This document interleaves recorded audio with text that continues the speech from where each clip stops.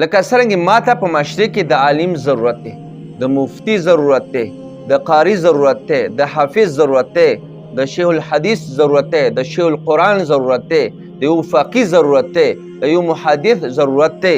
همدغه شان ماته په معاشره کې د یو ډاکټر ضرورت هم شته، د یو ماسټر ضرورت هم شته، د یو پایلټ ضرورت هم شته، د یو انجینیر ضرورت هم ماته شته، د یو ساینسدان ضرورت هم ماته شته. ماته په معاشره کې د داسې یو کس ضرورت شته دی چې هغه په دنیوي علومو باندې پوهیږي، هغې په دنیوي علومو کې مهارت وي.